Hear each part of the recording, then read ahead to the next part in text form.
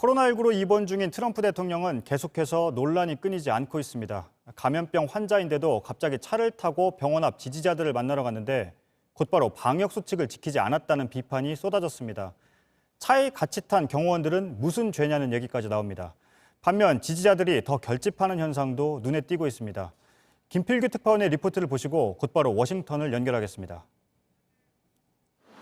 트럼프 대통령이 입원 중인 월터 리드 군 병원 앞엔 사흘째 수백 명의 지지자가 모였습니다. Donald Trump, we're praying for him. Really, we love him. He stands for what America stands for in our views. 트럼프 대통령은 트위터로 이들을 애국자라고 추켜 세우더니 갑자기 차를 타고 수행원들과 직접 나타났습니다. 조금 전 트럼프 대통령이 이곳 월터 리드 병원 밖으로 나와서 손을 흔들자 지지자들의 환호성은 더 커졌습니다. 그러자 언론에선 비난이 쏟아졌습니다. 격리 규정도 어겼고 같이 탄 경호원까지 감염시킬 수 있는 무책임한 행동이라는 겁니다.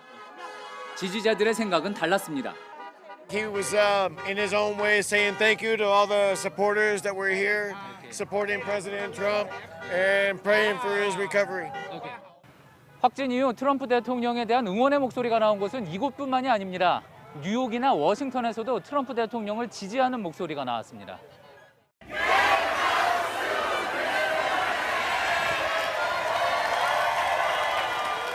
의료진은 트럼프 대통령이 지금 상태라면 다음 날이라도 퇴원할 수 있다고 했습니다.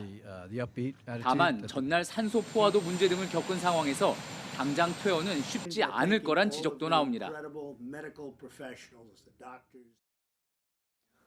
네, 바로 김필규 특파원을 연결해 보겠습니다. 트럼프 대통령은 트위터로 계속 자신이 괜찮다고 얘기하고 있는데요.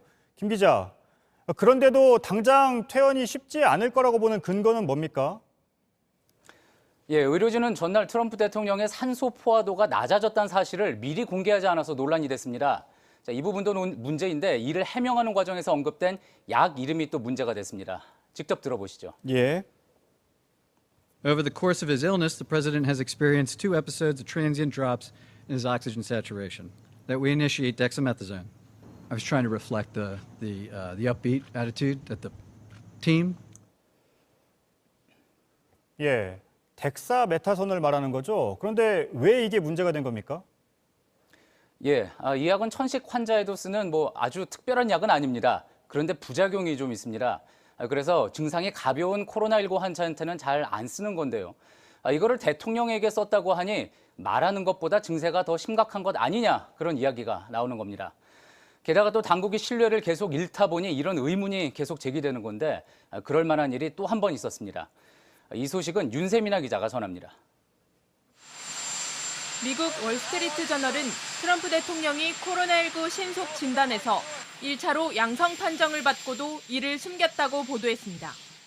신문은 이 사안에 정통한 소식통을 인용해 대통령이 폭스뉴스에 출연하기 전인 목요일 저녁 이미 양성 결과를 전달받았는데 아직 결과가 나오지 않은 두 번째 검사만 언급했다고 전했습니다. And I just went out with a test. I'll see what, because we spent a lot of time and the First Lady just went out with a test also. So whether we quarantine or whether we have it, I don't know. 트럼프 대통령이 인터뷰에서 언급한 검사는 유전자 증폭 검사로 사실상 신속 검사 결과에 대해서는 시치미를 뗀 겁니다. 월스트리트 저널은 트럼프 이너서클의 이 같은 비밀주의가 대통령 집무실이 있는 백악관 웨스트윙 내부에 불안감을 조성하고 있다고 지적했습니다. JTBC 윤세민입니다. 네, 김필규 특파원. 이런 부분이 한 달도 안 남은 대선에서 유권자들의 선택에 영향을 미칠 수도 있을 것 같은데요. 어떻습니까? 예, 실제로 지난주에 대선 1차 TV 토론이 있었죠. 여기에 이제 트럼프 대통령 확진 소식까지 나오면서 바이든 후보가 10%포인트 차로 앞서기 시작했다는 여론조사 결과도 최근에 나왔습니다. 트럼프 대통령이 계속 트위터로 영상을 올리고 괜찮다는 이야기를 계속하고 있죠. 또 무리해서 차를 끌고 오늘 나온 것도 이런 조급함이 반영됐다고 볼 수 있을 겁니다. 그렇지만 4년 전 대선 때도 언론의 전망이 빗나갔기 때문에 반대의 시각도 있다면서요? 예, 그렇습니다. 조금 전 병원 앞 장면도 보셨죠? 이 핵심 지지자들은 대부분 꼭 투표소에 나가는 적극 투표층이라고 할 수가 있습니다. 대부분 마음을 굳혀서 웬만한 일에는 표심을 돌리지 않는 모습인데 이거는 반대쪽도 마찬가지입니다. 2016년 대선 때도 선거 직전에 대통령 후보, 성추행 파문 등 여러 구설이 있었지만 그대로 당선이 됐습니다. 그래서 양분된 표심 때문에 이번 코로나19 확진의 영향도 생각보다 제한적일 거라는 분석이 현지 언론에서 나오고 있습니다. 그렇군요. 김필규 특파원이었습니다.